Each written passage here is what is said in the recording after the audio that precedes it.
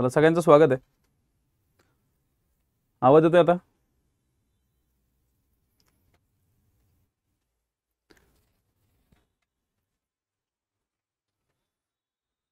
आज आपल्याला प्रकरण 4 सर्वसाधारण अपवाद या संदर्भातलं लेक्चर नंबर 5 आपल्याला कव्हर करायचं आहे. आयपीसीच्या सेक्शनमध्ये आहोत आपण. आयपीसीचा कलम 99. या कलम 99 मध्ये ज्यांच्यापासून खाजगीरित्या बचाव करण्याचा हक्क नाही त्या कृती. ओके, अशा काही कृती दिलेल्या आहेत या ठिकाणी. जे स्वतः सगळ्यांना नोटिफिकेशन येत असेल किंवा आधीचं लेक्चर थोडंसं डाऊन झालंय.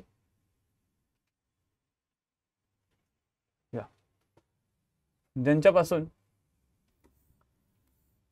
खाजगीरित्या बचाव करण्याचा हक्क नाही त्या कृती. अशा कृती ज्याच्यात तुम्हाला स्वतःच खाजगीरित्या बचाव करता येत नाही, म्हणजे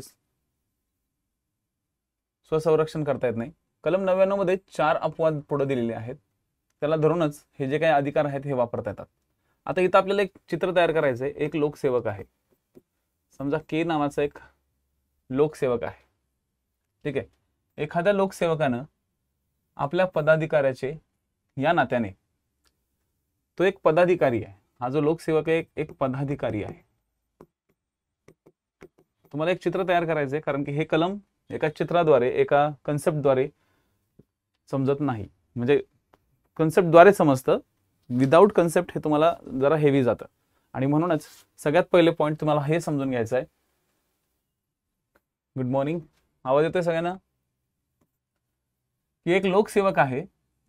हा लोकसेवक एक पदाधिकारी या नात्याने त्याचं ऑन ड्युटी, ओके हे लक्षात ठेवा, ऑन ड्युटी असताना सद्भावपूर्वक कार्य करत आहे. एक पदाधिकारी ऑन ड्युटी सद्भावपूर्वक कार्य करत आहे. ठीक आहे.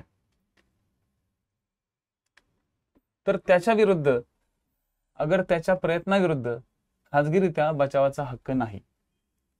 म्हणजेच काय, समजा के हा व्यक्ती आहे आणि के हा व्यक्ती काय करतोय त्या ठिकाणी ऑन ड्युटी त्याचं कर्तव्य पार पाडतोय. ओके, हा पदाधिकारी ऑन ड्युटी त्याचे कर्तव्य पार पाडतोय आणि कर्तव्य पार पाडत असताना त्याला त्याला काही कृती करावी लागली. केला काही कृती करावी लागली. जसं समजा एखाद्याला अटक करायची आहे, तर त्या अटक करत असताना त्याला पकडावं लागलं, त्याच्या मागे धावावं लागलं. ओके, ही तो कृती करतोय आणि धावत असताना तो त्याला पकडणार. ओके, एखाद्या व्यक्तीला पकडणार. समजा के मला पकडत होता, मी आरोपी आहे, मी पळत होतो आणि के मला पकडत होता, परंतु के मला पकडतोय. ओके, के मला पकडतोय म्हणून मी माझ्याकडचा चाकू जर समजा मी केवर मारायचा प्रयत्न केला, तर मला तो हक्क नाही आहे, मी त्याच्यावरती चाकू मारेल किंवा त्याच्यावरती वार करेल. तो मला हक्क नाही दिलेला आहे, कारण की तो ऑन ड्युटी त्याचं कर्तव्य पार पाडतोय. म्हणून मी माझं स्वतःचं संरक्षण नाही करू शकत. मी आरोपी आहे असं समजा, मी माझं स्वतःचं संरक्षण नाही करू शकत. राईट. सो अशी कृती, ठीक आहे, म्हणजे माझी समजा तो मी आहे, तो त्याची कृती करतोय, अधिकारी त्याची कृती करतोय आणि मी पुढे पळतोय. आणि जसं तुम्हाला पकडणार, आता नाही म्हणलं तरी एक आरोपी जास्त नाही मिळतात. मी माझ्याकडे बघून असं वाटणार नाही की बाबा मी लय पळल म्हणून, पण केकडे बघितल्यानंतर वाटणार की बाबा केले पळणार. ठीक आहे, कारण की तो अधिकारी ऑन ड्युटी आहे, तो पळापळीचीच काम करतोय.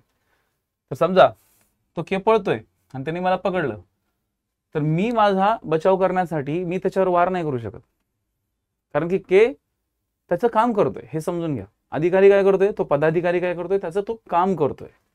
ठीक आहे. आता इथं नीट समजून घ्यायचं, ती जी कृती आहे ती काटेकोरपणे कायदेशीर समर्थनीय नसली तरी चालते. म्हणजे आता ही जी कृती आहे, हा के जो करतोय तो एकदम काटेकोरपणे किंवा कायदेशीर समर्थनीय नसली तरी चालेल. म्हणजे कदाचित त्यांनी मला पकडलं, ओके, आणि त्यांनी मला समजा ढकललं किंवा त्यांनी मला फरफटत नेलं, कारण की मी उभा नाही राहते ना. तो थोडीच मला म्हणणार की हा आता चला उठा, चला माझ्यासोबत चालत चला. तो प्रतिकार करणार, प्रत्येक वेळेस तो प्रतिकार करणार. मग अशा वेळेस प्रतिकार करणार आहे पुढचा व्यक्ती, तर तो त्याला फरफटत नेईल किंवा त्याला पकडून नेईल. तर ही जी पद्धत आहे फरफटून नेणे, पकडून नेणे, ही जरी कायद्यामध्ये समर्थनीय नसली तरी तो काय करतोय, के त्याचं काम करतोय. तो त्याचं ऑन ड्युटी त्याचं कर्तव्य बजावतोय आणि त्याला पकडून त्याला न्यायचंच आहे, त्या व्यक्तीला, त्या आरोपीला त्याला न्यायचंच आहे. तर अशा वेळेस जो कोणी तो आरोपी आहे तर त्या आरोपीला स्वतःचं संरक्षण करण्याचा अधिकार दिलेला नाहीये. हा स्पेसिफिक नीट समजून घ्या. म्हणजे एखाद्या इस्माने लोकसेवेच्या आदेशानुसार सद्भावपूर्वक, आता बघा हा पॉईंट तर तुम्हाला क्लिअर झाला असेल केचा.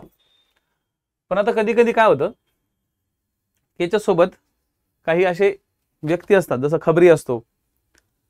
समजा केचा खबरी आहे, ओके, किंवा केने त्या खबरीला कामावर लावले, किंवा केच्या सोबत आणखी एखादा इसम आलेला आहे, ठीक आहे, एखादा इसम आहे समजा होमगार्ड वगैरे त्या टाईपचा, ठीक आहे. तर एखाद्या इस्मानं लोकसेवकाच्या आदेशावरून, लोकसेवकाने त्याला आदेश दिला ना, म्हणजे केने त्याला आदेश दिलेला आहे, केने आदेश दिला आहे,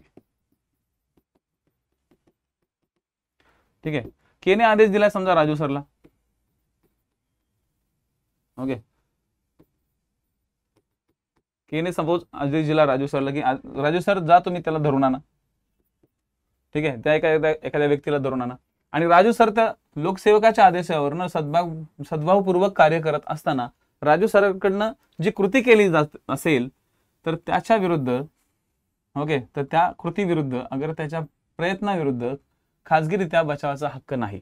म्हणजे राजू सरनी सुद्धा त्या आरोपीला पकडायचा प्रयत्न केला, आरोपीला पकडतोय किंवा पकडत आहे, आरोपीला पकडत आहे किंवा त्याला आरोपीला पकडायचा प्रयत्न केला, तर एक लक्षात घ्या, ओके, खाजगीरित्या बचावाचा हक्क त्या आरोपीला नाहीये.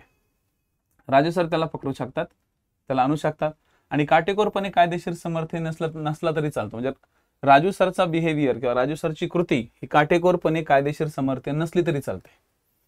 परंतु एक लक्षात घ्या, असा आदेश ज्यावेळेस दिला जातो, परंतु अशा आदेशामुळे मृत्यूची अगर जबर दुखापतीची वाजवी धास्ती निर्माण होता कामा नये. म्हणजे राजू सर ज्यावेळेस केसच्या आदेशाचं पालन करतील त्यावेळेस Raju sir, okay, Raju sir त्या पुढच्या आरोपीला बेदम मारतील किंवा एखादी जबर हातपाय मोडतील किंवा त्याचा मृत्यू होईल इथपर्यंत त्याला मारतील, त्याचा मृत्यू होईल इथपर्यंत त्याला ठोकतील किंवा मार अर्धमेला करतील, ओके, इथपर्यंत अपेक्षित नाही. त्याला फक्त तुम्हाला पकडून आणायचं आहे, दॅट्स इट. त्याला फक्त काय करायचं आहे, तुम्हाला पकडून आणायचं आहे.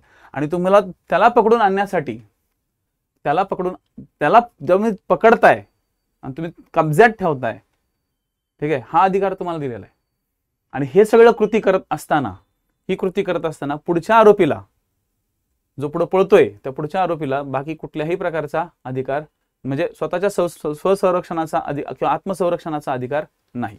हे एवढं लक्षात ठेवा. म्हणजे पहिल्या ठिकाणी तुम्हाला के अधिकारी किंवा पदाधिकारी मी सांगितला, तर दुसऱ्या ठिकाणी मी तुम्हाला राजू सर सांगितले. राजू सर कोण आहेत?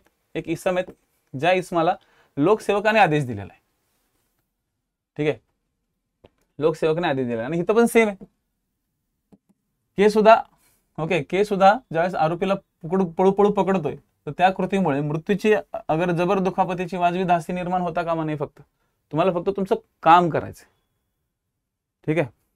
ह्याच बेसिक तरतुदी या कलम 99 मध्ये दिलेल्या आहेत. मग या कलम 99च्या आणखी पुढे काही गोष्टी आहेत.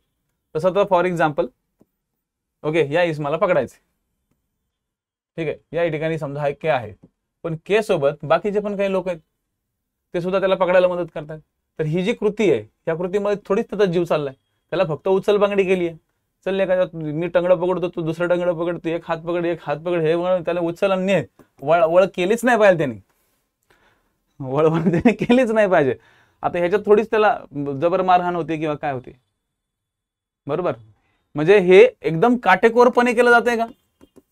हे काटेकोरपणे केलं जाते का? त्याला काही झेंडूची फुलं दिली जाते का? चल बाबा घे, चल तू चल, तुला झेंडूचा हार घालतो, तुला चल नेतो सोबत चल, तू चालत चल, डायरेक्ट त्याला उचललंय. हे काटेकोरपणे पालन नाहीये, पण हे करणं, ओके, हे केलं तरी चालतंय असं म्हणतात. कारण की ह्या क्लॉज मध्ये काय दिलंय, काटेकोरपणे कायदेशीर समर्थनीय नसला तरी चालतो.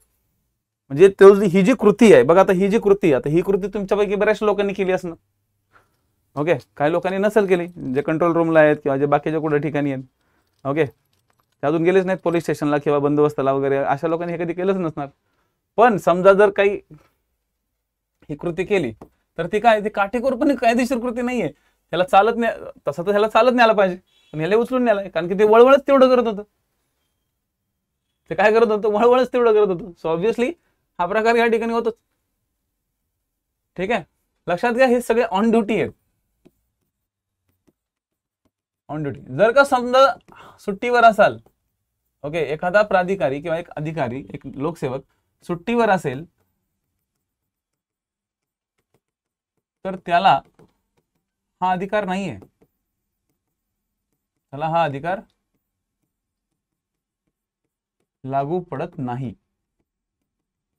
सुट्टीवर आहे याचा अर्थ तो कर्तव्यावर नाहीये, त्याला हा अधिकार लागू नाही पडत. ठीक आहे, चला. सरकारमार्फत संरक्षणाचा अवलंब करण्याइतपत अवधी असेल तर त्यावेळी असा बचावाचा कोणताही हक्क नाही. सरकारमार्फत संरक्षणाचा अवलंब करण्याइतपत अवधी असेल तर त्यावेळेस करणार नाही. सदरचा अधिकार बचावासाठी जितका अपाय करणे आवश्यक असेल त्याहून अधिक अपाय करता येण्याइतपत व्यापक नसतो. आता बघा, ह्या दोन गोष्टींमध्ये एवढंच लक्षात ठेवा की जर समजा एखादा व्यक्ती म्हणजे एक आरोपी आहे, आरोपीला खूप अपाय नाही झाला पाहिजे. पहिली गोष्ट, आरोपीला ज्याला तुम्ही पकडताय त्याला खूप अपाय नाही झाला पाहिजे, या संदर्भात आहे. नाही तर तुम्ही त्याला बेदम तिथंच मारताय, तर तसं नाही. खूप मोठ्या प्रमाणात अपाय नाही झाला पाहिजे. ठीक आहे, त्याच्यामुळं या बेसिक गोष्टी लक्षात ठेवा. सदरचा अधिकार बचावासाठी जितका अपाय करणं आवश्यक असेल त्याहून अधिक अपाय करता येण्याइतपत व्यापक नसतो. आता समजा त्यांनी पण काही धक्काबुक्की केली तर तुम्ही पण त्याला खूप धक्काबुक्की नाही करणार. म्हणजे समजा आता ह्याने प्रतिकार करताना ओके धक्काधक्की केली किंवा धक्काबुक्की केली किंवा उलट मारलं तर तुम्हाला सुद्धा त्याला फक्त पकडून नेता येणार आहे. तुम्हाला तिथंच त्याला मारायचं नाहीये, त्यांनी का मारलं म्हणून त्याला तिथंच मारत बसायचं नाही. ठीक आहे, या संदर्भातला आहे. लक्षात. किंवा जर तुम्ही कुमक बोलवली, आता सरकारतर्फे संरक्षणाचा अवलंब करण्या इतपत जर तुम्ही कुमक बोलवली किंवा तुम्हाला एक बॅकअप आला तर बॅकअप करताना तुम्हाला हा अधिकार म्हणजे लोकसेवकाला पण हा अधिकार खूप जास्त मिळत नाही. म्हणजे थोडक्यात काय, बॅकअप असेल समजा एक पोलीस एकच समजा के हा, आपण जसं एक चित्र इमॅजिन केलं होतं, के हा एकटाच पळतोय त्याच्या मागं आणि त्याने समजा जर मग याला अधिकार नाहीये स्वसंरक्षणाचा, कारण की के त्याचं कर्तव्य बजावतोय, पण केच्या मागे 10 पोलीस आहेत. ओके, केच्या मागे 10 पोलीस आहेत. केच्या मागे जर 10 पोलीस आहेत तर एक प्रकारे असं होईल. ठीक आहे, लक्षात घ्या. तर एक प्रकारे असं होईल, जर केच्या मागे 10 पोलीस आहेत आणि ते 10 पोलीस जर त्याला पकडतायत, ठीक आहे, तो 10 पोलीस जर त्याला पकडतायत तर या ठिकाणी त्याला बचावाचा सुद्धा हक्क राहत नाही. म्हणजे त्यावेळी सुद्धा त्याला बचावाचा अधिकार राहणार नाही. एक असो किंवा अनेक असो. बघा इथं पण काय दिसतंय तुम्हाला, भरपूर सारे लोक दिसत आहेत. ओके, हे सगळे त्याला लोक पकडून येतात, कारण की कधी कधी काय होतं की एकटा लोकसेवक त्या ठिकाणी पुरणार नाही, कदाचित 4-5 जण लागतील. ठीक आहे, तर हे सगळे पॉइंट्स थोडेसे बेरर ऍक्टच्या हिशोबाने मी घेतलेले आहेत, पण त्याला मी तुम्हाला एकदम डिटेल समजून द्यायचा प्रयत्न करतोय. कारण की काय होतं, ह्या दोन गोष्टी महत्वाच्या आहेत. आयोगाचा जो पॅटर्न आहे क्वेश्चनचा, तो क्वेश्चनचा पॅटर्न याच ठिकाणी वळतोय. त्याच्यातनं तुम्हाला काय समजलंय, कोणाला कसा अधिकार आहे आणि कोणाला कसा अधिकार नाही. आता याचं समजून घेण्यासाठी स्पष्टीकरण दिलेलं आहे. आता स्पष्टीकरण समजून घेऊ. एखादी व्यक्ती लोकसेवकाने केलेल्या अगर प्रयत्न केलेल्या कृतीपासून बचाव करण्याचा हक्कापासून वंचित होत नाही. ओके, एखादी व्यक्ती लोकसेवकाने केलेल्या अगर प्रयत्न केलेल्या कृतीपासून बचाव करण्याच्या हक्कापासून वंचित होत नाही. म्हणजे त्या व्यक्तीला, त्या आरोपीला, समजा तो आरोपी पळतोय, त्याला अधिकार मिळतील. ओके, लक्षात घ्या, त्याला बचाव करण्याचा अधिकार आहे. बचाव करण्याचा अधिकार आहे, पण कधी? ओके, पण कधी? पण कधी या? पण कधी? लोकसेवक आहेत याची तिला जाणीव किंवा तसे समजण्यास कारण असता कामा नये. म्हणजे थोडक्यात पण कधी आहे?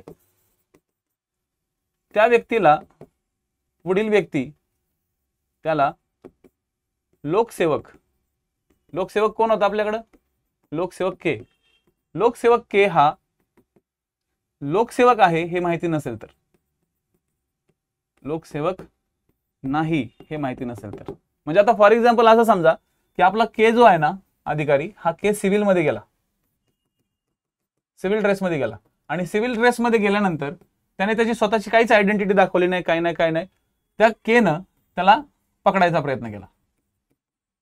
आता जसं फिल्मी स्टाईल मध्ये असते बघा, ट्रॅप लावणे, ट्रॅप लावणे हा एक फिल्मी प्रकार झाला. समजा केनं एखाद्या व्यक्तीला पकडायचा प्रयत्न केला आणि त्या व्यक्तीला माहितीच नाही की हा कोण आहे, हा खरंच लोकसेवक आहे की पोलीस आहे की कोण आहे नक्की हा, हे त्याला माहितीच नाही. तर अशा कंडिशन मध्ये, ओके, अशा कंडिशन मध्ये जो कोणी आर आहे, ओके, हा आर समजा आरोपी आहे किंवा गुन्हेगार आहे एखादा, तेव्हा आरला, ओके, तेव्हा आर प्रतिकार करू शकतो किंवा तो त्या हक्कापासून वंचित राहणार नाही, तो त्याचा स्वतःचं आत्मसंरक्षण करू शकतो. पण जर केने त्याला आयडेंटिटी कार्ड दाखवलं किंवा त्याला सांगितलं की बाबा तू जिथं आहे तिथं थांब, नाही तर मी करेल, मी असा लोक सांगतात बऱ्याचदा, किंवा सहसा ट्रॅपमध्ये सहसा सांगितलं नाही जात. पण जर त्याला हे सांगितलं, ओके, की बाबा तुला मी पकडायला आलेलो आहे, ठीक आहे, जर मी पकडायला, म्हणजे तिथं काय आहे, लोकसेवकाने आपली ओळख पटवली पाहिजे, आणि ती न पटवल्यास खाजगी नागरिकाला तसा अधिकार आहे की तो त्याचं आत्मसंरक्षण करू शकतो. परंतु जर केनं त्याची ओळख पटवून नाही दिली तर मग मात्र हा प्रतिकार करू शकतो. आणि जर केनं त्याची ओळख पटवली, त्याला आधी सांगितलं की मी अमुक अमुक अमुक आहे, मी तुला पकडायला आलोय, तर मग केच्या हातात अधिकार राहतात, तो आत्मसंरक्षण नाही करू शकत, तो त्याचं स्वतःचं आत्मसंरक्षण करण्याचा अधिकार त्या पुढच्या आरोपीला आरला नाहीये. ही गोष्ट लक्षात ठेवा, ठीक आहे. स्पष्टीकरण 2 काय म्हणतंय, हे पॉइंट लक्षात आलंय का? स्पष्टीकरण 1 चा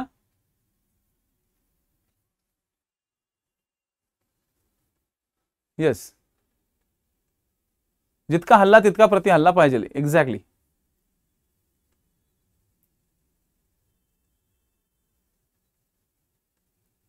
येस, जितका हल्ला तिथं, म्हणजे पुढच्याने समजा धक्काबुक्की केली तुम्ही त्याला पार अगदी ठोकतच बसले, अर्ध मेलाच केला, तर तसं चालणार नाही. Very good sir.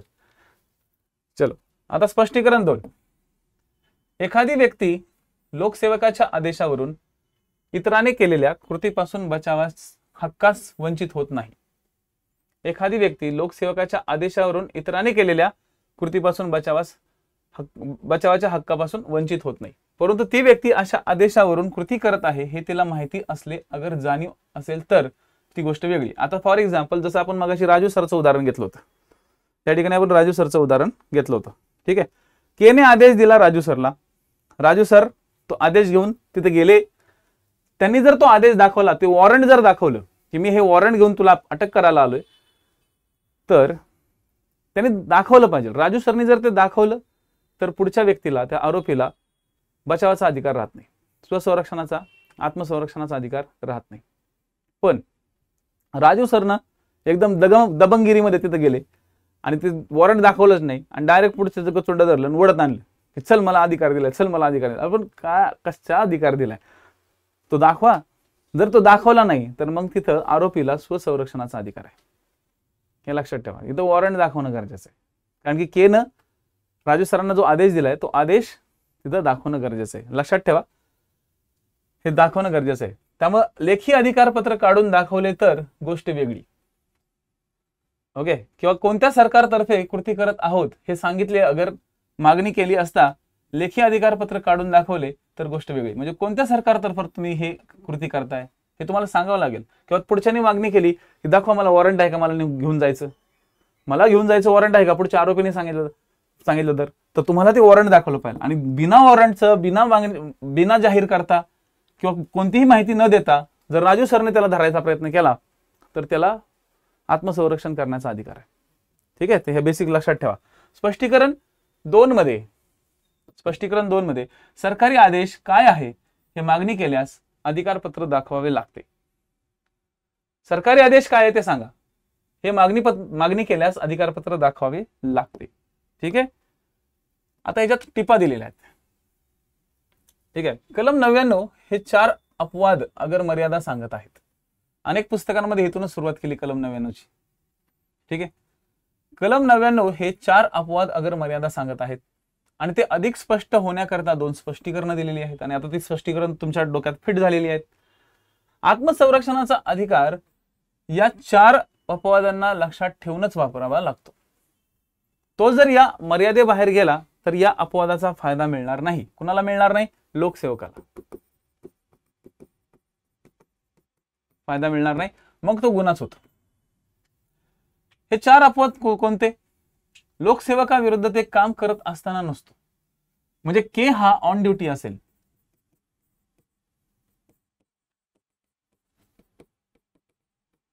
के हा ऑन ड्युटी असला पाहिजे. के हा काय असला पाहिजे? ऑन ड्युटी असला पाहिजे. के आपला अधिकारी. के म्हणजे कोण? आपला अधिकारी जो ऑन ड्युटी आहे. ठीक आहे, तो ऑन ड्युटी असेल. तसेच अशा लोकसेवकांच्या आदेशानुसार काम करणाऱ्या इतर खासगी व्यक्तीविरुद्ध तो नसतो. म्हणजे खबरी. ओके, लोकसेवकाच्या आदेशानुसार काम करणाऱ्या इतर खासगी व्यक्तींविरुद्ध तो नसतो. सरकारतर्फे जर मदत मिळण्याची शक्यता अवधी असेल तर हक्क नसतो. म्हणजे पोलीस कुमक येणार असेल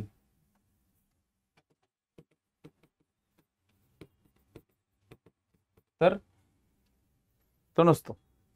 म्हणजे पोलीस कुमक आली पाहिजे, येणार असेल तर नसते. लक्षात घ्या, पोलीस कुमक येणार आहे तर तो नसतो. पण पोलीस कुमक नाही आणि तुम्ही वापरताय तो तुमचा अधिकार, तिथं गरज, तिथं परिस्थिती तशी तयार झालेली आहे तर तुम्हाला तो अधिकार मिळतो. पण जर पोलीस कुमक येणार असेल तर तुम्हाला हा अधिकार मिळणार नाही. सरकारतर्फे जर मदत मिळण्याची शक्यता किंवा वेळ आहे तर हा हक्क नसतो. त्यासाठी थांबावं लागते. मग येऊ द्या ना, लोक येऊ द्या. लोक आल्यानंतर तुम्ही तुमचं काम करा. ओके, नाही तर एकटे निघाले पुढे 100 लोक, तुम्ही एकटे चालले तिथं अटक करायला, तर ते नका, तसं नका करू. ज्या प्रमाणात हल्ला असेल त्याच प्रमाणात प्रति हल्ला पाहिजे, हे लक्षात घ्या. हा 4था पॉईंट महत्वाचा आहे. ज्या प्रमाणात हल्ला असेल त्याच प्रमाणात प्रति हल्ला पाहिजे. जादा बळाचा वापर नको हे तत्व या ठिकाणी येतं. हे तत्व काय होतं या ठिकाणी येत.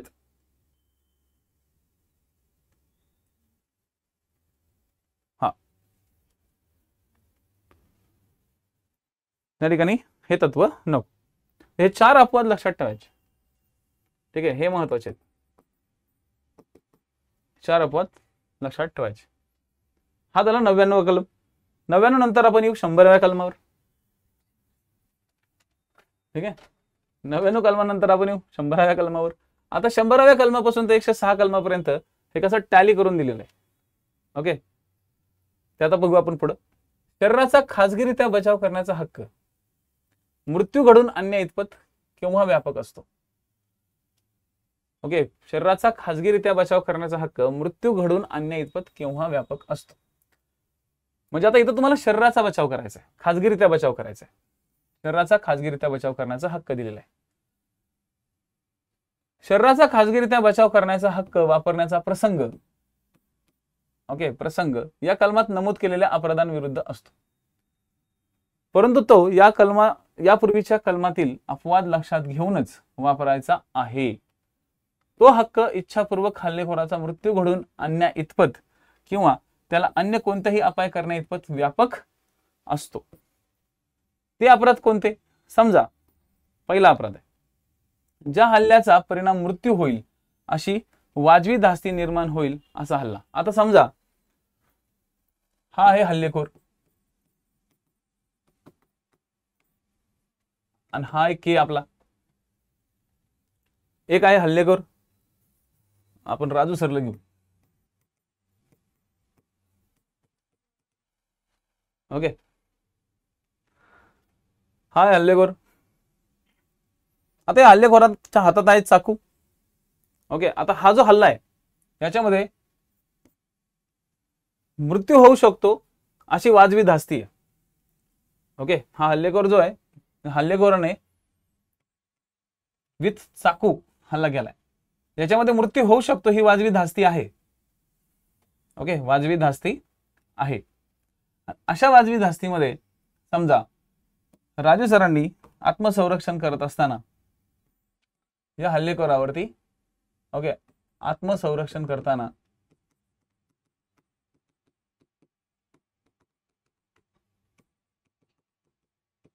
प्रतिहल्ला केला, ओके प्रतिहल्ला केला आणि त्या हल्लेखोराचा मृत्यू घडून आणण्या इतपत तो हल्ला झाला किंवा त्याला अन्य कोणत्याही अपाय करण्या इतपत व्यापक असतो, ओके तर त्यांना अपवादात्मक परिस्थितीमध्ये पाहिलं गेलेलं आहे. ओके म्हणजे शरीराचा खाजगीरित्या बचाव कोण करतायत? राजू सर. शरीराचा खाजगीरित्या बचाव कोण करतायत? राजू सर. हा मृत्यू घडून आणण्या इतपत तो केव्हा व्यापक असतील? तर जेव्हा Raju sir okay Raju sir आत्मसंरक्षण करण्यासाठी प्रतिहल्ला करतील आणि त्यात समजा ह्याचा मृत्यू झाला तर या ठिकाणी काय होईल? ठीक आहे, या ठिकाणी तो गुन्हा असेल का? तो गुन्हा असेल का? कलम 100 नुसार तो गुन्हा असेल का? तो गुन्हा नसणार. का? कारण की याच्या व्यक्तीच्या हातात ऑलरेडी चाकू होता आणि हा जर चाकू लागला असता तर राजू सरांचा मृत्यू झाला असता. परंतु राजू सरांनी स्वतःचं आत्मसंरक्षण केलं आणि आत्मसंरक्षण केल्यामुळं तो गुन्हा होणार नाही. कारण की इथं काय होणार आहे? ते आत्मसंरक्षण करतायत, ते स्वतःचे आत्मसंरक्षण करतायत. ठीक आहे. तर शरीराचा खाजगीरित्या बचाव करण्याचा हक्क करण्याचा प्रसंग या कलमात दिलेले आहेत. मग आता ते कोणते कोणते अपराध असतील असे? हल्लेखोर ज्या हल्ल्याचा परिणाम मृत्यू होईल. म्हणजे आता इथं हल्लेखोराची बाजू बघायची आपल्याला, जिथं हल्लेखोराची बाजू बघायची बरं का, हे लक्षात ठेवा. इथं हल्लेखोराची बाजू बघा, पलीकडचा हल्लेखोर आहे, लक्षात ठेवा. ठीक आहे. हे फोटो मी जाणून बुजून यासाठी दिलेत कारण की तुम्हाला समजावं कोण कसा आत्मसंरक्षण होते काय काय. ज्या हल्ल्याचा परिणाम मृत्यू होईल अशी वाजवी धास्ती निर्माण होईल असा हल्ला. हल्लेखोरानं जो हल्ला केलाय त्याच्यातनं मृत्यू होईल अशी वाजवी धास्ती निर्माण होईल असा हल्ला. दुसरा, ज्या हल्ल्याचा परिणाम जबर दुखापत होईल अशी वाजवी धास्ती निर्माण होईल असा हल्ला. तिसरा, बलात्कार करण्याच्या उद्देशानं केलेला हल्ला. चौथा, नैसर्गिक क्रमाविरुद्ध निसर्ग क्रमाविरुद्ध लैंगिक वासनापूर्ती करण्याच्या उद्देशानं केलेला हल्ला. पाचवे, अपनयन किंवा चोरून नेणे, किडनॅपिंग किंवा अपहरण, पळून नेणे, अपडेटिंग या उद्देशाने केलेला हल्ला. सहावं, एखाद्या व्यक्तीला ज्या परिस्थितीत कैदेत टाकण्यास आपल्या सुटकेसाठी तिला सरकारी अधिकाऱ्यांकडे धाव घेणे शक्य होणार नाही अशी वाजवी धास्ती निर्माण होईल अशा उद्देशाने केलेला हल्ला. आणि सातवा, जो की 2013ला ऍड झाला, ज्या कृतीमुळे एरवी जबरी दुखापत करण्याची धास्ती निर्माण होऊ शकेल अशी ऍसिड फेकण्याची किंवा देण्याची कृती करणे किंवा ऍसिड फेकण्याचा किंवा देण्याचा प्रयत्न करणे अशा प्रकारचा हल्ला. हा हल्ला हल्लेखोराने जर या टाईपचे हल्ले केले, इथं हल्लेखोर लक्षात ठेवायचं, हल्लेखोरानं जर या टाईपचे हल्ले केले तर या हल्ल्यामध्ये समजा तुम्ही बचाव करत असताना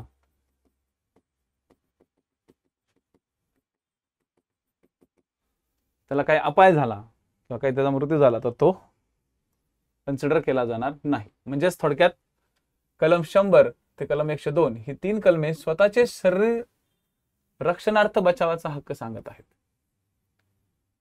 ठीक आहे.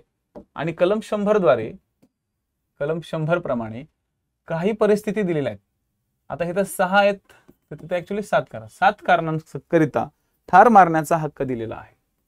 7वं कारण 2013ला ऍड झाले. 7वं कारण 2013ला ऍड झाले. लक्षात आलं? या 6 कारणांकरिता ठार मारण्याचा हक्क दिलेला आहे. फक्त वाचत असताना हे सगळे हल्लेखोराने केलेल्या कृती आहेत हे लक्षात ठेवा. आता ऑब्व्हियसली बरेचसे विद्यार्थी नवीन आहेत, बरेचशा लोकांना थोडंसं हेवी जातं हे बेरर ऍक्ट्स मधून वाचणं. आणि अजूनही पराग चांदे सरांचं नवीन पुस्तक काही मार्केटमध्ये आलेलं नाहीये. मार्केटमध्ये सध्या पुस्तकाचा लय शॉर्टेज आहे. मी तुम्हाला परत एकदा सांगेल, पराग चांदे सरांची पुस्तकं रेफर करावीत.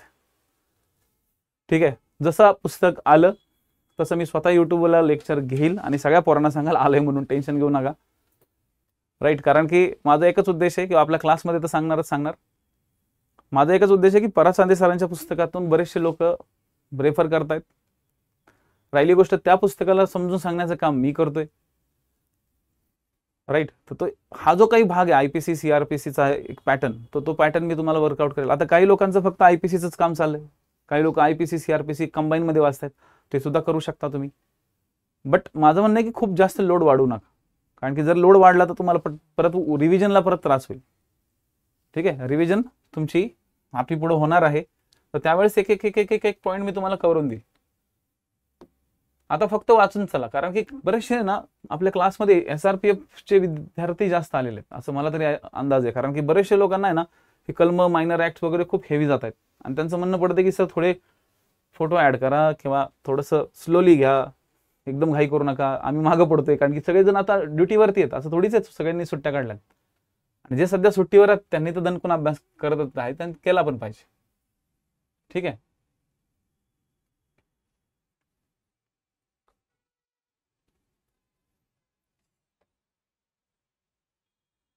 शंभर प्रमाणे विशिष्ट परिस्थितीत ठार मारण्याचा तुम्हाला हक्क दिलेला आहे. तर ते अपराध वगळता इतर सौम्य अपराधांकरता कलम 101 प्रमाणे ठार न मारता इतर कोणतीही दुखापत करता येते. तर कलम 102 प्रमाणे सदरचा अधिकार केव्हा सुरू होतो आणि केव्हा संपतो हे तत्व सांगितलेले आहे. म्हणजे कलम 100 मध्ये ठार मारण्याचा हक्क दिलाय, कलम 101 मध्ये पण आत्मसंरक्षणासाठी रे बाबांनो, असं कुणाला पण नाही दिलंय.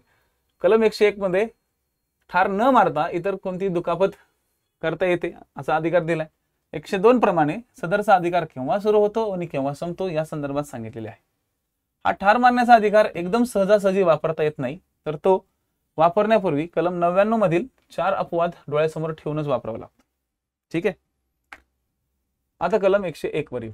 आता कलम 101 वरती जीव मारायचं तर नाहीये, आता सांगितलं कलम 101 मध्ये पूर्ण त्याला मारूनच टाकायचा असा अधिकार नाही ना. कलम 101 मध्ये काय दिलेलं आहे, मृत्यूखेरीज अन्य अपाय करण्याइतपत सदरचा अधिकार केव्हा व्यापक असतो. म्हणजे थोडक्यात आधीच एक लक्षात घ्या, थोड्या वेळापूर्वीच आपण टिप 1 मध्ये बघितले, कलम 101 मध्ये ठार न मारता इतर कोणतीही दुखापत करता येईल. ठीक आहे. जर घडणारा अपराध वरील कलम 100 मधील नसेल, म्हणजे वरचे 100 मधील दिलेले जे काही 7 अपराध आहेत, हे 7 अपराध नसेल, तर दुसरे कुठले अपराध असतील, म्हणजेच तिथले नसतील, दुसरे अपराध असतील.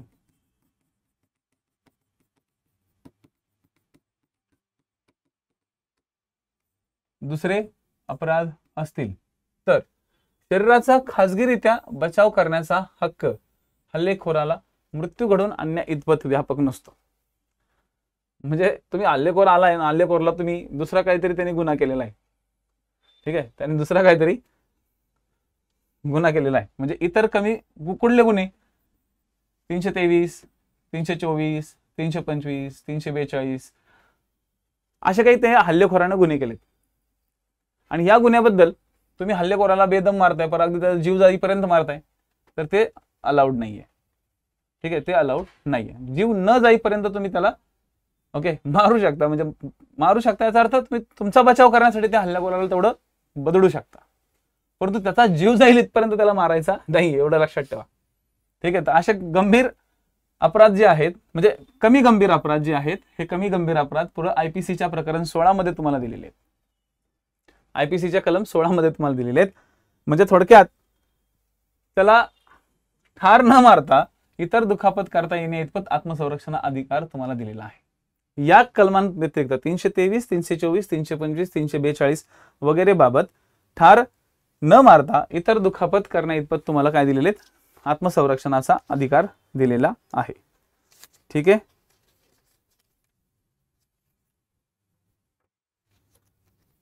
लक्षात 323, 324, 323 म्हणजे इच्छापूर्वक दुखापत पोहोचवण्याबद्दल शिक्षा, घातक हत्यारांनी किंवा साधनांनी इच्छापूर्वक दुखापत पोहोचवणे 324, 325 इच्छापूर्वक जबर दुखापत पोहोचवण्याबद्दलच्या शिक्षा. या अशा ज्या शिक्षा दिलेल्या आहेत कलम, म्हणजे दुखापती विषयक तरतुदी जे दिलेल्या आहेत प्रकरण 16 मध्ये, त्या तरतुदी या ठिकाणी येतात. ओके. कलम 101 समजलाय. कलम 101 मध्ये फक्त एवढं लक्षात ठेवा, हल्लेखोराने जर तुमच्यावर हल्ला केलाय या रिलेटेड, या रिलेटेड हल्ला जर केलाय, आणि तुम्ही तर तुमचा स्वतःचा बचाव करताय, तर तुम्हाला बचाव करून त्याला दुखापत करू शकतात. त्याला दुखापत करून इतपत तुम्हाला अधिकार दिलेला आहे, परंतु त्याला ठार मारण्याचा अधिकार नाही आहे. ठार मारण्याचा, हल्लेखोराला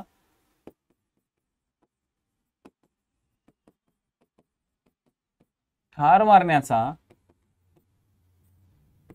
अधिकार नाही. हल्लेखोराला ठार मारण्याचा अधिकार त्या ठिकाणी तुम्हाला नाहीये. ठीक आहे. आता फॉर एक्झाम्पल, एका कारखान्याच्या संप काळात, इथे छान टिप दिलेली आहे, एका कारखान्याचा संप चालू आहे. ओके, एका कारखान्याचा काय चालू होता? संप चालू होता. संप होता काय? पगार वाढवा. संप चालू होता कारखान्याचा, आणि कारखान्याचा कामगारांची मागणी काय होती? कामगारांची मागणी पगार वाढ. पण काही केल्या पगार वाढत नव्हता, आणि मालक थोडा खडूस होता. मालक काय केलं? पगार वाढवत नव्हता, म्हणून कामगारांनी काय केलं? आंदोलन केली किंवा संप केला. त्यात एक दिवशी असाच मालकाची गाडी चालली होती, कंपनीत येत होती, तर त्या मालकाच्या गाडीवर एका मजुराने वीट फेकून मारायचा प्रयत्न केला, किंवा मालकावर वीट फेकून मारायचा प्रयत्न केला. आता वीट फेकून मारल्या, वीट फेकून मारली, मारायचा प्रयत्न केला. लक्षात घ्या, मारायचा प्रयत्न केलाय, मजुराने वीट फेकून मारण्याचा प्रयत्न केलेला आहे. तर गिरणी मालकानं काय केलं? पिस्तूल काढला. त्याने काय केला? पिस्तूल काढला आणि त्या मजुराला ठार केलं. वीट फेकून मारण्याचा प्रयत्न त्या गिरणी मालकानं, गिरणीच्या मजुराने, एका मजुराने केला, म्हणून त्या मालकाने काय केला? गोळीबार करून त्या मजुरास ठार केलं. येथे गिरणी का मालकाची कृती कलम 100 अगर 103 मध्ये पडत नव्हती. कुठंच पडत नव्हती. 100 मध्ये जात नव्हती. 100 मध्ये जात नव्हती, आणि प्रॉपर्टीचा तो हे करतोय, संरक्षण करतोय, मालमत्तेचा खाजगीरित्या बचाव करतोय. 103 बद्दल जी आहे, 103 बद्दल म्हणजे इथे 103 बद्दल मालमत्ते संदर्भात दिलेला आहे, मालमत्तेचा बचाव, या संदर्भात ती पडत नव्हती. त्याच्यामुळं, किंवा त्याचा खूप मोठा जीव चाललाय वगैरे असंही नव्हतं. त्याच्यामुळं मजुराच्या मृत्यूला तो जबाबदार आहे का? तो हो आहे. तो मजुराच्या मृत्यूस तो जबाबदार आहे. ठीक आहे. पण सदोष मनुष्यवध खून नसलेला गुन्हा 304 प्रमाणे केलेला आहे, असं मतप्रदर्शन सुप्रीम कोर्टने ऑलरेडी योगेंद्र मोरारजी या केसमध्ये केलं होतं. तर लक्षात घ्या, तो मृत्यूच जबाबदार आहे, आणि सदोष मनुष्यवध खून नसलेला गुन्हा 304 प्रमाणे त्याने केलेला आहे. नेक्स्ट 102, शरीराचा खाजगीरित्या बचाव करण्याचा हक्क सुरू होणे व चालू राहणे. शरीराचा खाजगीरित्या बचाव करण्याचा हक्क सुरू होणे किंवा चालू राहणे याबद्दलची तरतूद आहे. म्हणजे तुम्ही तुमचं संरक्षण कधीपर्यंत म्हणजे कधी तुमचं स्वतःचं संरक्षण करण्याचा हक्क तुम्हाला कधी चालू होतो आणि कधी संपतो, याबद्दलच्या तरतुदी या ठिकाणी दिलेल्या आहेत. सदरचा जो अधिकार आहे, सदरचा अधिकार अपराध केला नाही तरी त्या अपराधाचा प्रयत्न केलाय अगर धमकीमुळे शरीरास धोका असल्याची वाजवी धास्ती निर्माण होताच सुरू होतो. म्हणजे फॉर एक्झाम्पल, आता एक आपण स्टोरी बघू. आपण हे बाकीच्या गोष्टी तर एक्सप्लेन करू पुढे, पण पहिले आपण एक फोटोनुसार थोडासा शिकण्याचा प्रयत्न करू. ठीक आहे. यस दर्शना मॅम, चांदे सरांच्या पुस्तकामध्ये खूप डिटेल्स गोष्टी आहेत, स्पष्टीकरण, टिपा, तिथं त्यांनी काटाकाटी केलेली नाही, आणि म्हणूनच मी चांदे सरांचं पुस्तक वाचतो, कारण की माझे जे काही विद्यार्थी आहेत मी त्यांना सगळ्यांना चांदे सर सांगायचा प्रयत्न करतो, पण सध्या त्यांचं पुस्तक अवेलेबल नाही. चांदे सरांचं जशी पुस्तकं अवेलेबल होतील तोपर्यंत तुम्ही तुमच्याकडचे असलेले बेरर ऍक्ट्स तुम्ही वाचू शकता. बेरर ऍक्ट्स असतात तुमच्याकडे, असं नाही की तुमच्याकडे ते कधी नसणार आहेत. पोलिसांकडे ते असतातच, पोलीस स्टेशनमध्ये असतात, किंवा कुठूनही घ्या, पण घ्या. तोपर्यंत तुम्ही अभ्यास चालू ठेवा, कारण की बरेचसे काय करतायत लोक की पुस्तकं बनवतायत, पुस्तकं मार्केटमध्ये अवेलेबल आहेत, परंतु त्याच्यामध्ये ज्या गोष्टी गरजेच्या आहेत ज्यातनं तुमची थिंकिंग डेव्हलप होऊ शकते, आयोग तुम्हाला शॉर्टमध्ये नाही टार्गेट करणार. तुम्हाला पहिले कधी पण लक्षात घ्या, अभ्यास आहे ना, मी पूर्वपरीक्षेत पण सांगायचो, पहिला अभ्यास मोठा करायचा असतो व्यापक स्वरूपात, आणि नंतर मग अभ्यासाला कमी कमी करत जायचं असतं. पुस्तकात ऑलरेडी शॉर्टमध्ये दिलेलं असतं, तुमचा अभ्यास एवढीच राहतो आणि प्रश्न मग असे मोठे पडतात, मग तिथं तुम्हाला जमलिंग होऊन जातं. ठीक आहे.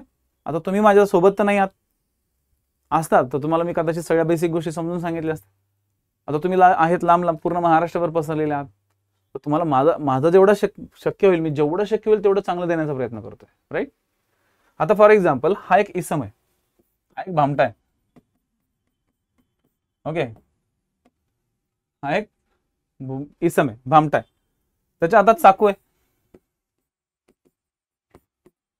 तो तुम्हाला फक्त चाकू दाखवतोय, त्याने तुमच्या हल्ला नाही केलाय. ओके, याने तुम्हाला चाकू दाखवला,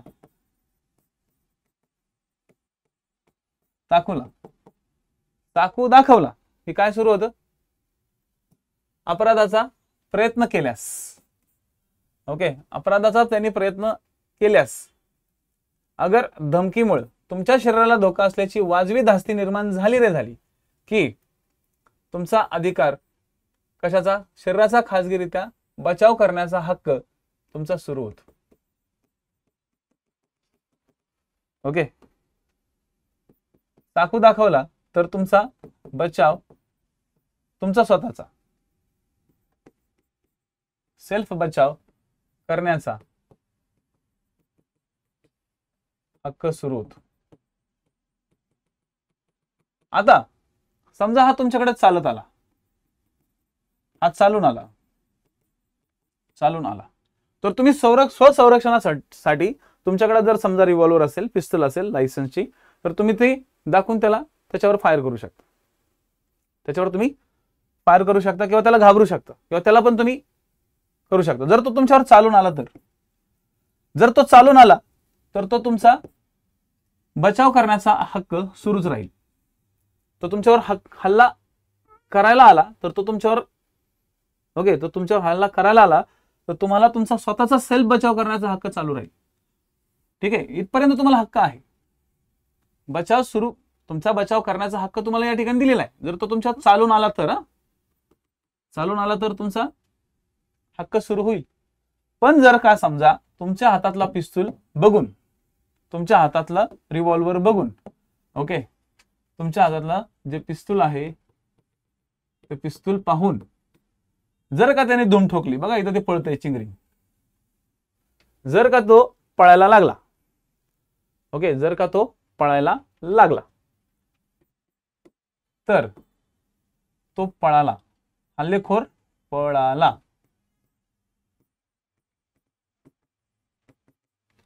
पळाला, तर तुमचा स्वसंरक्षणाचा किंवा आत्मसंरक्षणाचा, सेल्फ बचावाचा अधिकार संपतो.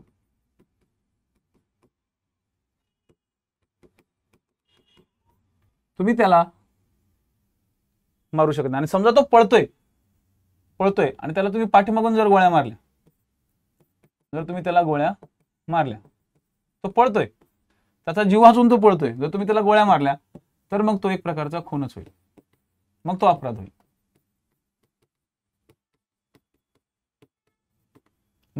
अपराध होईल. म्हणजे लक्षात घ्या, तुमचा अधिकार संपला कधी? जेव्हा तो हल्लेखोर पळून गेला. त्यावेळेस तुमचा अधिकार संपला. पण जेव्हा तो हल्लेखोर तुम्हाला चाकू दाखवतोय आणि चाकू दाखवून ज्यावेळेस तुम्हाला त्याची अशी धास्ती तयार झाली की बस आता हा आपल्याला चाकू दाखवतोय आणि आपल्याला धमकी देतोय, ओके, जर तुम्ही धमकी दिली आणि त्या धमकीमुळे तुम्हाला जर तुमच्या जीवाच्या बद्दलची धास्ती तयार झाली तर तुम्हाला बचाव करण्याचा अधिकार आहे. म्हणजे ज्यावेळेस त्याने चाकू दाखवला, तो तुमच्याकडे चालून आला, समजायचं त्यावेळेस तुमचा सेल्फ डिफेन्सचा अधिकार ऍक्टिव्ह झाला. तुम्हाला सेल्फ डिफेन्सचा अधिकार ऍक्टिव्ह होतो लगेच. पण डिऍक्टिव्ह कधी झाला? ज्यावेळेस तो पळून जातोय. जर त्याने तुमच्याकडेचा बंदूक पाहून पळून गेला, जर तो पळून गेला, हल्लेखोर पळाला, तर तुमचा सेल्फ बचावाचा अधिकार संपतो. आणि तरी जर तुम्ही त्याला गोळ्या मारल्याच तर मग तो अपराध होईल, मग तो सेल्फ डिफेन्स होणार नाही. ही स्टोरी नीट समजून घ्या. आता 102 एकदम डोक्यात फिट बसला असेल. शरीराला धोका असल्याची धास्ती असेपर्यंत तो हक्क चालू राहील. ओके, आत्मसंरक्षणाचा अधिकार केव्हा सुरू होतो आणि केव्हा संपतो याचे मार्गदर्शन या कलमात झालेले. प्रत्यक्ष अपराध घडण्याची जरुरी नाही, तर केवळ त्याचा प्रयत्न अगर धमकी पुरेशी आहे त्यावेळेस तुम्ही तुमचा अधिकार ऍक्टिव्ह झाला. तशी वाजवी धास्ती वाटताच तो सुरू होतो आणि धोका नाही असे वाटताच तो बंद होतो. जोपर्यंत धोका आहे तोपर्यंतच तो चालू राहतो. लक्षात घ्या, जोपर्यंत धोका आहे तोपर्यंत चालू राहतो.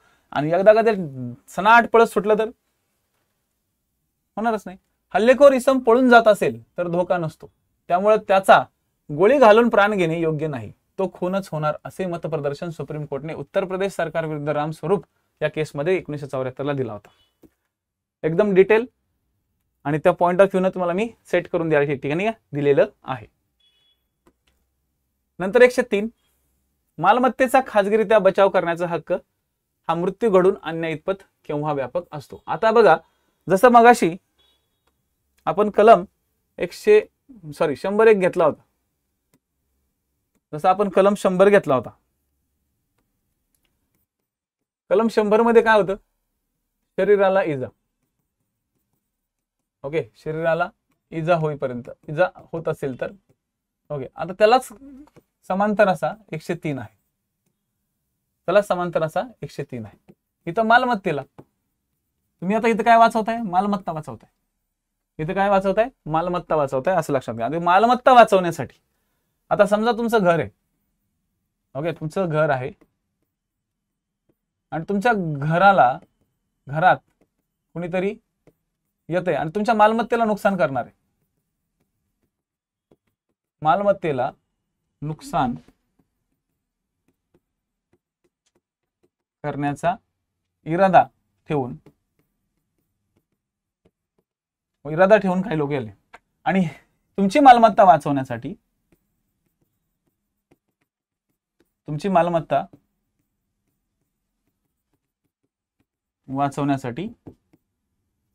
तुम्ही आत्मसंरक्षण करताय.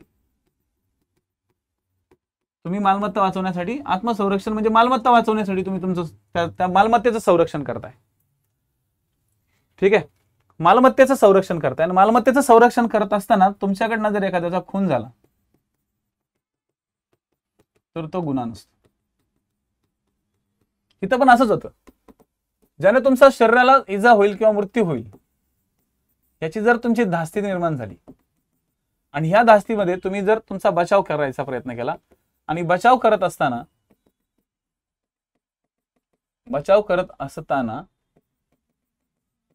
तुमच्या हातून खून घडला किंवा तुम्ही पुढच्याला मारलं, त्याच्यात त्याचा जीव गेला, तर हा गुन्हा नसतो. हे लक्षात ठेवा, हा काय असतो? गुन्हा नसतो. त्याच्यामुळे हे कलम नीट समजून घ्या. 100 आणि 103 एकमेकांना पूरक आहेत, समांतर आहेत. फक्त फरक आहे की इथं शरीर आहे आणि इथं मालमत्ता आहे. ह्या दोनच गोष्टी लक्षात ठेवा. 100 मध्ये शरीर आहे, 103 मध्ये मालमत्ता आहे. 100 मध्ये शरीर आहे, 103 मध्ये मालमत्ता आहे. हे समजून घ्या. ठीक आहे, आता याच्यामध्ये काय दिलंय बघा. ठीक आहे, याच्यामध्ये अपराधाचे काही प्रकार दिलेले, म्हणजे कोणत्या पर्यंत तुम्हाला बघा. आता इथं पण एक छोटा फोटो मी दिलेला आहे की हा इसम ओके जबरी चोरी करण्याच्या इराद्यानं हातात बंदूक घेऊन त्या ठिकाणी येतोय वगैरे वगैरे. ठीक आहे, आता समजून चला. इथं जबरी चोरी करण्याच्या किंवा घर ओके इथं बँकमध्ये डाका टाकायच्या इराद्यानं तो त्या ठिकाणी आलेला आहे. ठीक आहे, तर कोणते अपराध आहे त्यामध्ये? डायरेक्ट आपण अपराधावरती येऊ, कारण की तुम्हाला जे एक्सप्लेन करून द्यायचे ते मी तो ऑलरेडी तुम्हाला दिलेलं आहे. इथं मालमत्तेचा इरादा लक्षात ठेवायचा, इथं दुसरा कुठला इरादा लक्षात ठेवायचा नाही. कशाचा इरादा लक्षात ठेवा? मालमत्तेचा बचाव करतानाचा इरादा आहे. ठीक आहे, मालमत्तेचं संरक्षण करताय.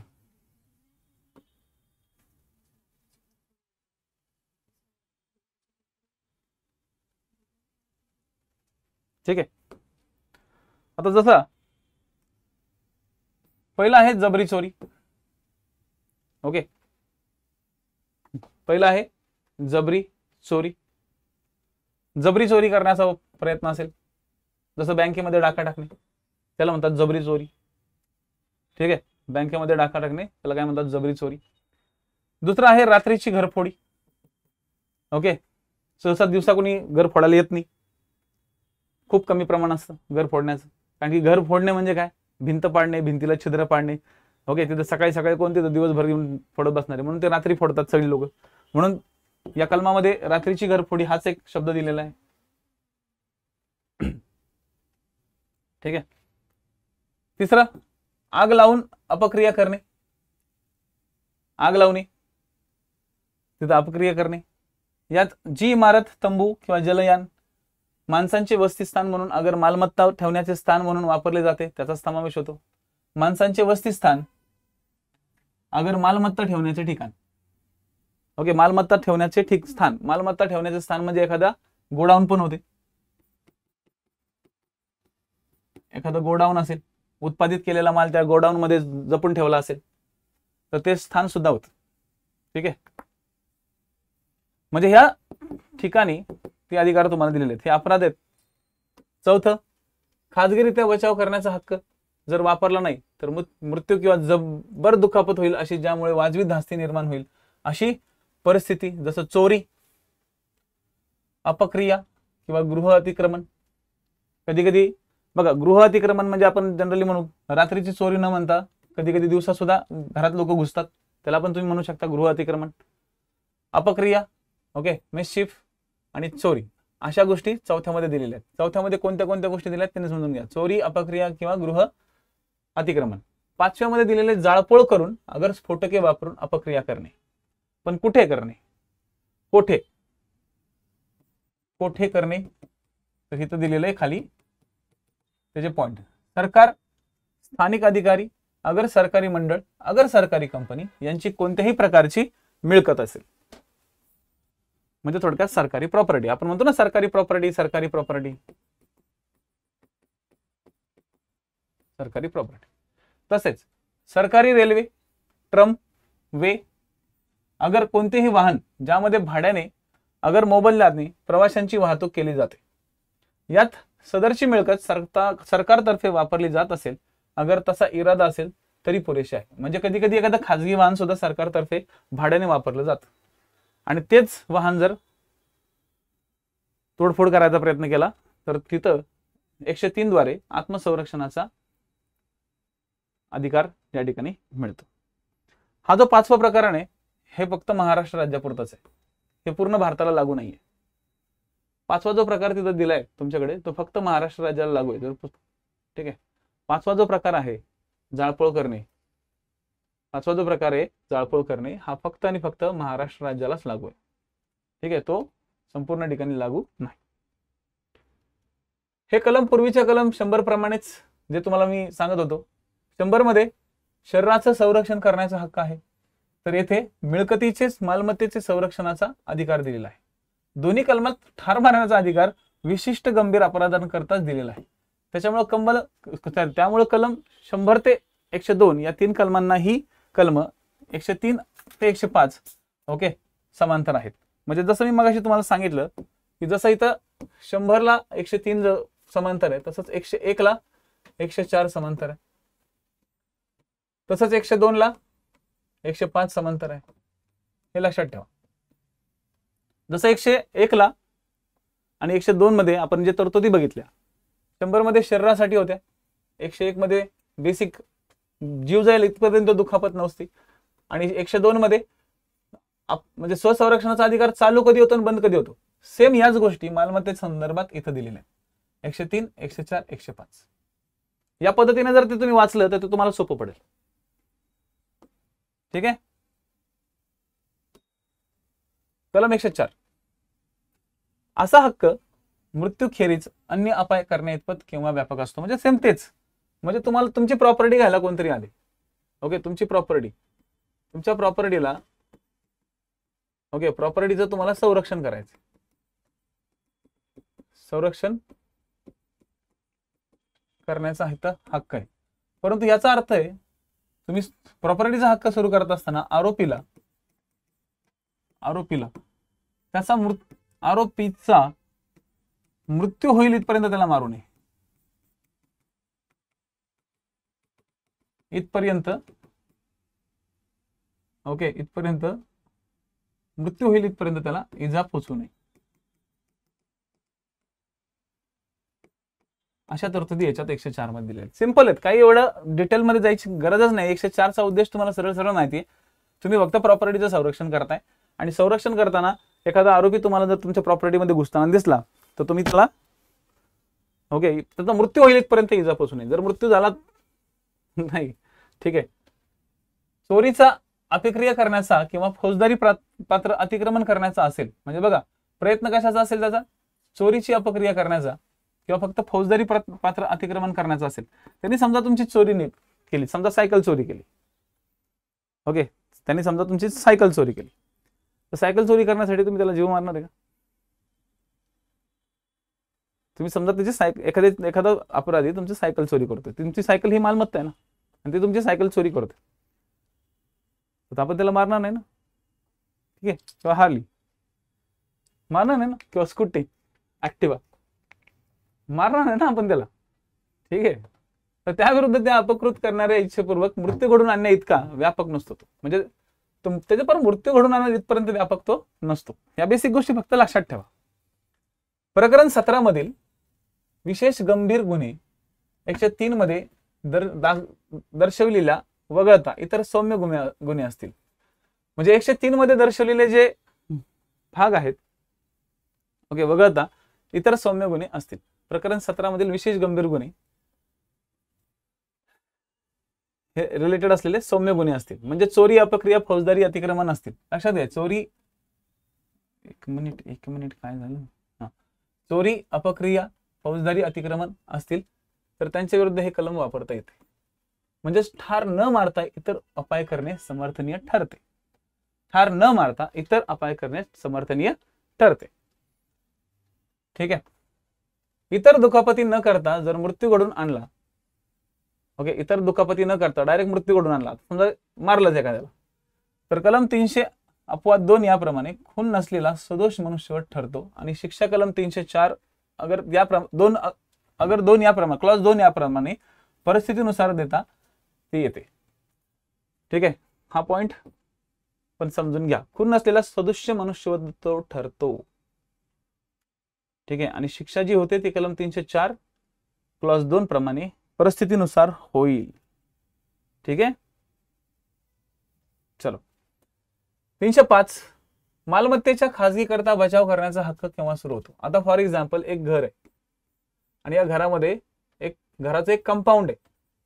हे काय कंपाऊंड आहे आणि या कंपाऊंडाच्या आत ओके या ठिकाणी चोर भामटे या कंपाऊंडाच्या आत शिरले. जसे आत शिरले आत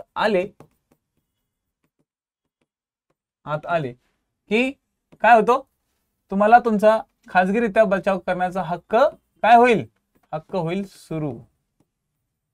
खाजगीरित्या बचाव करण्याचा हक्क काय होतो तर सुरू होतो. ठीक आहे, आणि तुम्ही समजा लाईट लावल्या ओके जर तुम्ही समजा त्या ठिकाणी लाईट लावल्या किंवा तुम्ही तुमच्याकडे असलेले कुत्रे सोडून दिले, 2-3 डॉबरमॅन असतील ओके 2-3 डॉबरमॅन असतील ते तुम्ही कुत्रे मोकळे सोडून दिले. ठीक आहे, दिले सोडून. आता माझ्याकडे पण होते 2, ते समजा तुम्ही सोडून दिले आणि ते भामटे पळून गेले. ते भामटे काय झाले, पळून गेले, तर तुमचा तो हक्क संपतो.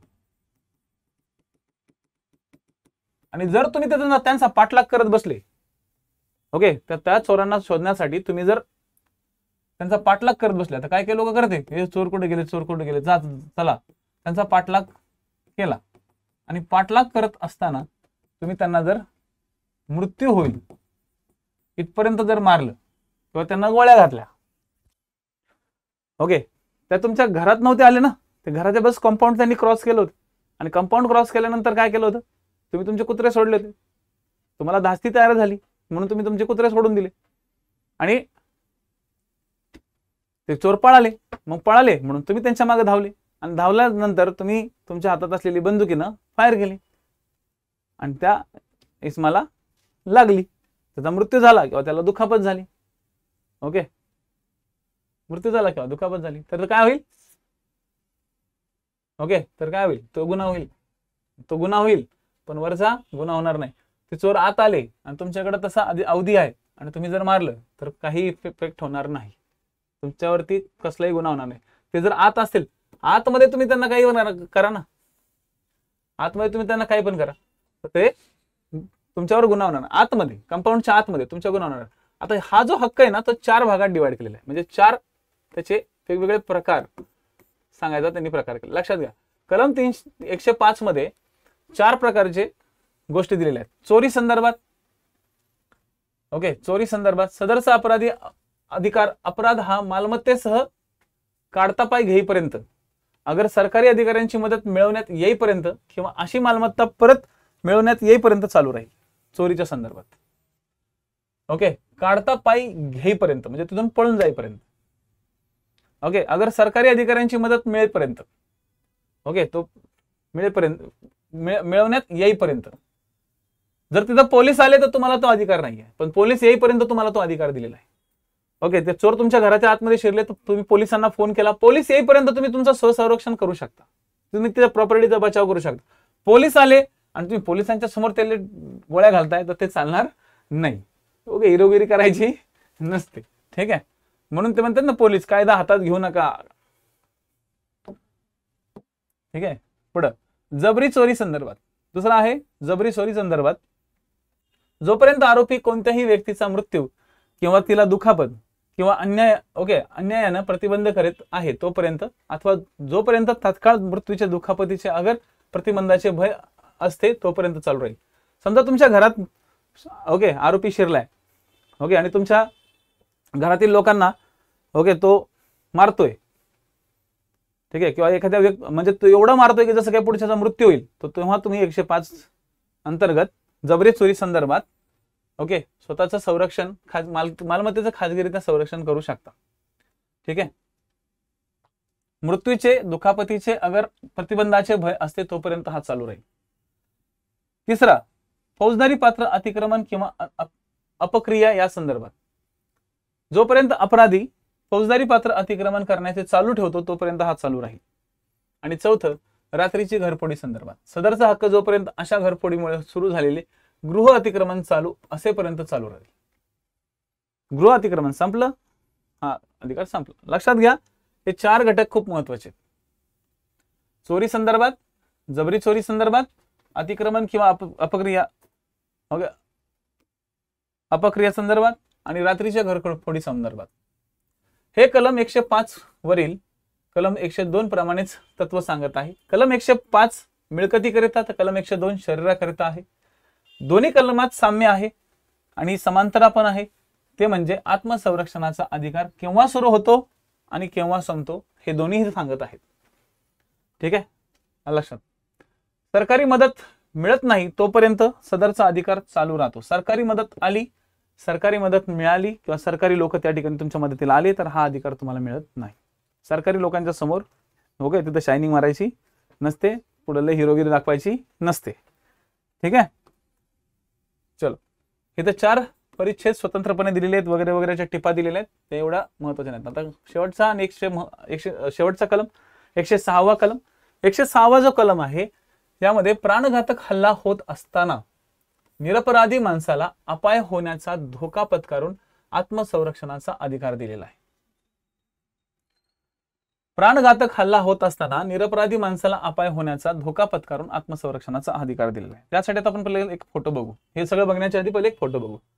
अशी सिच्युएशन तुमच्या लाईफमध्ये कदाचित आली असेल किंवा भविष्यात पुढे येऊ शकते. समजा एक मोठा जमाव आहे आणि या जमावाच्या हातात मोठे मोठे काठ्या, दगडी, कोयते, कुऱ्हाडी आहेत आणि हा जमाव तुमच्या अंगावर धावून येतोय, ओके, तुमच्या अंगावर धावून येतोय.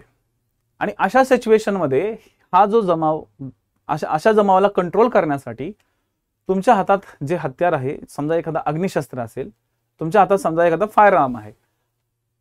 एक अशी सिच्युएशन आहे की बस जर आता मी हे फायर आर्म फायर नाही केलं तर कदाचित हा जमाव मला मारेल. अशी ज्यावेळेस खात्री पटते तुम्हाला, अशी खात्री वाटते आणि त्यावेळेस जर तुम्ही त्या अग्निशस्त्राची फायरिंग करताय आणि त्यामुळं पुढच्या जमावात असलेला एखादा निरपराधी व्यक्ती, एखादा बारका पोरगा असेल आणि त्या बारका पोराला समजा ती गोळी लागते. आता जम्मू काश्मीरमध्ये काय व्हायचं, जम्मू काश्मीरमध्ये दर शुक्रवारी हे जम्मू काश्मीरमधले पोट्टे काय करायचे, धिंगाणा घालायचे तिथे. जसे मशीदमधून बाहेर आले की हे पोरं तिथल्या आर्मीवाल्यांवरती दगडफेक करायचे. ओके, पत्तर फेकणारी गँगच बनली होती तिथं. दर शुक्रवारी त्यांचा तोच कार्यक्रम असायचा. मग हे पोलीस लोक काय करायचे, तिथले जम्मू काश्मीर रेजिमेंटचे किंवा जम्मू काश्मीरचे पोलीस खाली गुडघ्यावरती फायरिंग करायचे, म्हणजे खाली बसायचे आणि छातीवरती न फायरिंग करता पायावरती फायरिंग करायचे. आणि नेमका प्रॉब्लेम असा व्हायचा की जे बारके बारके पोट्टे असायचे ना, त्यांची हाईट अशी एवढीच, म्हणजे मांडी एवढीच असायची. ओके, मांडी एवढी किंवा इथपर्यंत अशी त्यांच्या हाईट असायच्या. त्यामुळे पायावरती फायर केला की या बारक्या पोरांच्या बरोबर पोटावरती किंवा छातीवरती गोळ्या लागायच्या. ठीक आहे, आणि त्याच्यामध्ये हे बारके पोरं दगावायचे. मग अशा वेळेस काय करणार? आणि इथं तर सिच्युएशन अशी असायची की तिथं लोक अगदी पेट्रोल बॉम्ब, म्हणजे बाटलीमध्ये पेट्रोल टाकायचं आणि ते फेकायचं पोलिसांच्या अंगावरती. ठीक आहे, किंवा पोलिस समजा एखाद्या गल्लीतनं चालले तर वरून त्यांच्या अंगावरती बॉम्ब टाकायचे किंवा वरून त्यांच्या अंगावरती ऍसिड फेकायचे, ऍसिड बॉम्ब्स असायचे. खूप विचित्र प्रकार केले होते जम्मू काश्मीरच्या पोरांनी. ठीक आहे, तर हे मी तुम्हाला यासाठी सांगतो की लक्षात आलं पाहिजे अशा ज्या सिच्युएशन्स आहेत लक्षात. तर काय होतं की तुम्ही जी ऍक्शन घेतली, ही ऍक्शन घेत असताना तिथे एखाद्या निरपराध व्यक्तीचा पण जीव जाऊ शकतो. ठीक आहे, तर जर निरपराध व्यक्तीचा जर जीव अशा सिच्युएशन मध्ये गेला तर तुम्ही त्या ठिकाणी दोषी नसता. या संदर्भातलं हे कलम आहे. आता हे कलम नीट समजून घेऊ. लक्षात आलंय सगळ्यांना? थोडेसे मी फोटोज द्यायचा प्रयत्न केलाय, हे तुम्हाला नंतर ज्यावेळेस तुम्ही रिवाइज कराल त्यावेळेस तुम्हाला समजेल यासाठी. आता नीट समजून घ्या. 100 प्राणघातक हल्ला होत असताना, प्राणघातक हल्ला होणं हे महत्वाचं आहे. नुसतं हल्ला होतोय ते नाही, प्राणघातक हल्ला ज्याच्यात तुमचा जीव जाऊ शकतो असा असताना निरपराधी माणसाला अपाय होण्याचा धोका पत्करून आत्मसंरक्षणाचा अधिकार तुम्हाला दिलेला आहे. मृत्यूची वाजवी धास्ती निर्माण होते असा हल्ला असतो, त्याविरुद्ध आत्मसंरक्षणाचा अधिकार वापरता येतो. परिस्थिती अशी असते की बचाव करू पाहणाऱ्या व्यक्तीला निरपराध व्यक्तीला अपाय होण्याचा धोका पत्करावा लागतो. त्याशिवाय तो हक्क परिणामकारकपणे वापरू शकत नाही.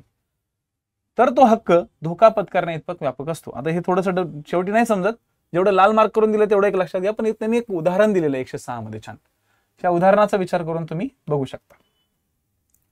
यावर एक जमाव हल्ला करतो आणि त्याचा खून करण्याचा प्रयत्न करतो. या जमावावर गोळीबार केल्याशिवाय आत्मसंरक्षणाचा हक्क परिणामकारकपणे वापरू शकणार नाही आणि जमावात मिसळलेल्या लहान मुलांना अपाय होण्याचा धोका तर पत्करावा लागतो. ठीक आहे, धोका तर पत्करावा लागतो आणि त्याशिवाय तो गोळीबार करू शकत नाही. आता जमाव येतोय किंवा जमाव त्याला मारतोय आणि अशा वेळेस गोळी कुणाला लागेल माहिती नाही आणि अशा वेळेस कळत पण नाही. ओके, तर गोळीबार करू शकत. ओके, लक्षात घ्या, धोका पत्करल्याशिवाय त्याशिवाय तो गोळीबार पण करू शकत नाही. त्याला धोका पत्करावा लागतो. ह्याचा अर्थ असा, त्याला तर गोळीबार करावाच लागेल. त्याला गोळीबार करावा लागेल. नाही केला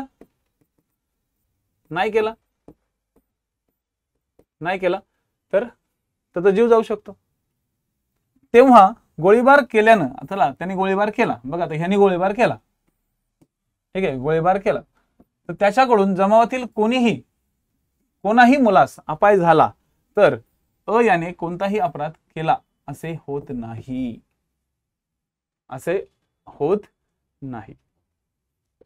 ओके, तर हे इम्पॉर्टंट आहे. ठीक आहे, हे बेसिक पॉइंट्स लक्षात राहिले. ठीक आहे, शरीराचे रक्षण करण्याकरता विशिष्ट परिस्थितीत निरपराधी माणसाला देखील अपाय करता येतो. शरीराचं तुमचं रक्षण करायचं असेल तर या कलमाप्रमाणे खाजगी इसम, पोलीस वगैरे यांना हा अधिकार पोहोचतो. लक्षात घ्या, कुणाकुणाला हा अधिकार मिळतोय. खाजगी इसमला याला पण मिळतोय, दुसरं पोलीस आणि पुढे वगैरे पण दिलेलं आहे. वगैरे याचा अर्थ इतर पण. ओके, म्हणजे बाकी इतर पण. ओके, यांना पण तो अधिकार मिळतो. जर तुम्हाला असं वाटतं की आपला जीव जातोय, शरीराचं रक्षण करणं गरजेचं आहे, तर अशा वेळेस हा अधिकार तुम्हाला मिळतो. जमावाविरुद्ध परिस्थिती अशी असते की आत्मसंरक्षण तर करणे भागच असते, पण त्याच वेळी जमावात निरपराधी माणसे पण असतात, तरी धोका पत्करून अधिकार वापरावा लागतो आणि मग त्या निरपराधी माणसाला कोणताही अपाय झाला तरी तो अपराध नसतो. ठीक आहे, थोडक्यात हे कलम 101 ची पुरवणी आहे असं म्हटलं तरी चालेल. 101 ची पुरवणी म्हणजे कोणतं कलम? 106. असे पॉइंट्स लक्षात ठेवा. चलो, तर हे झाले तुमचे आजचे लेक्चरचे पॉइंट्स. ठीक आहे, चला थँक्यू.